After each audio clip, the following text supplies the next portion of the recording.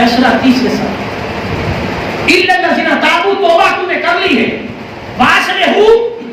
بڑا مشکل عمل ہے واصلحوا، اصلاح کرنا، ادخلوا فی السلم کافہ، اسلام کے اندر پورے کے پورے داخل ہو جانا۔ مسلمان ہو گئے ہو تو رشوت حرام ہے، مسلمان ہو گئے جھوٹ حرام ہے، مسلمان ہو گئے دھوکہ دہی حرام ہے، مسلمان ہو گئے ہو فرمایا واصلحوا کی بات کرتے ہو ذخیرہ اندوزی حرام ہے، مسلمان ہو گئے ہو منافع خوری حرام ہے، فرمایا مسلمان ہو گئے ہو اسلام کے جملہ پہلوؤں پر عمل کرنا تم پر لازم ہو گیا، امر بالمعروف نہی عن المنکر، فرمایا یہ ہر تم پر لازم ہو گیا، تیری اپنی مرضی نہیں چلے گی، مرضی وہ چلے گی جس اسلام کو تم نے قبول کیا، مرضی وہ چلے گی جو اس اسلام کو تم نے قبول کیا۔ اور یہ مرضی اسلام کی ہے کہ ظالم مظلوم پر ظلم کرے تو اگر حق کو پہچانتے ہو تو مظلوم کے ساتھ کھڑے ہو جاؤ، قاتل کا ساتھ مت دو، نمازیں پڑھنے والوں، قرآن کی تلاوت کرنے والوں حق کو پہچانو، اسی لیے فرمایا والعصر ان الانسان لفی خسر الا الذین آمنوا وعملوا الصالحات وتواصوا بالحق، اگر حق کے ساتھ کھڑے ہو گئے تو تمہاری کامیابی ہے، ورنہ کامیابی ہے۔ اور حق مشکل ہے، حق مشکل ہے، حق پر ہم ایک ہی جملہ بولتے ہیں، ہم حق پر ایک ہی جملہ بولتے ہیں اور حق پر وہ جملہ بولتے ہیں، یہ مفادات کی بات ہے، ہم اس کے قائل نہیں ہیں، اور اس ساری گفتگو کے خلاصے پر ایک دانشور قول ہے، اس کی ایک سچ تاریخ کا بہت بڑا تاریخ دان ہے، اس کی ایک سچ ہے جو اس نے حق کا نہ ساتھ دینے والے اس انسان کا الا الذین تابوا واصلحوا وبینوا فاولئک اتوب علیہم وانا التواب الرحیم کا پورا خلاصہ یہاں بیان کیا۔ اس نے کہا ایک دور زوال آ جائے جس دور سے ہم گزرتے ہیں، یہ بات بڑی قابل توجہ ہے، یہ ایک آئینہ ہے، آئینہ دیکھتا نا بندے کو تو اس کو اپنی شکل دکھائی دیتی ہے، یہ آئینہ ہے، وہ کیا ہے؟ فرمایا دور زوال کے اندر فرمایا مایوس انسان معاشرے کے اندر ہمیشہ شکایت ہی کرے گا، اس کے اندر مایوسی ہے، وہ ہمیشہ شکایت کرے گا، معاشرہ فلاں ہے، معاشرہ گندا ہے، معاشرہ یہ ہے، معاشرہ وہ ہے، معاشرے کے اندر یہ برائی ہے، سب کچھ ہے، وہ مایوس ہے خود، تو وہ معاشرے کی شکایت کرے، دوسرے نمبر کا انسان خوش فہم انسان جو بہت اپنے آپ کو ہر وقت خوش فہمی میں رکھتا ہے، ہر وقت خوش فہمی میں مبتلا رکھتا ہے، اس کا حال کیا ہے کہ وہ معاشرے میں بہتری کا انتظار کرتا بیٹھ کے، وہ پکی پکائی پر قبضہ کرنے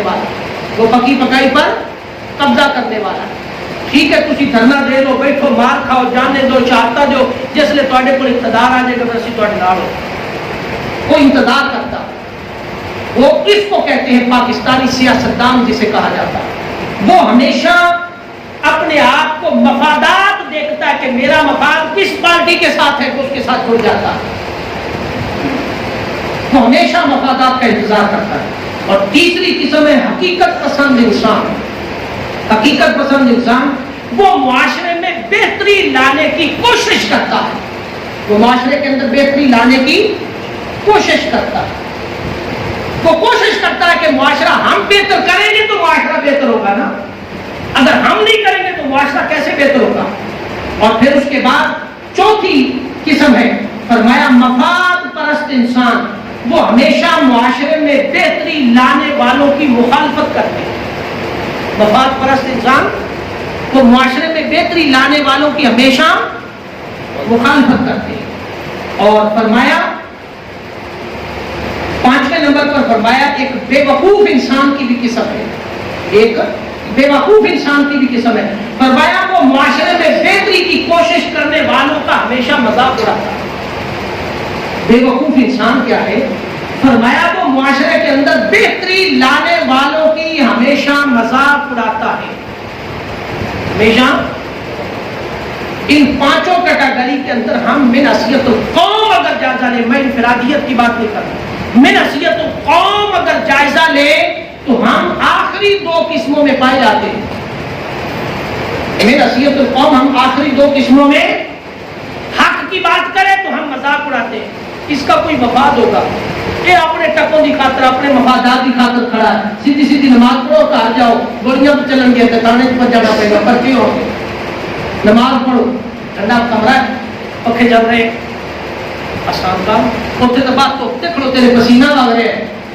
اور گولیاں بھی چلنی ہیں, پھانسی بھی لگنی ہے, پرچے بھی ہونے, تھانے بھی جانے, کون آپ دے گا؟ مذاق اڑا ہے.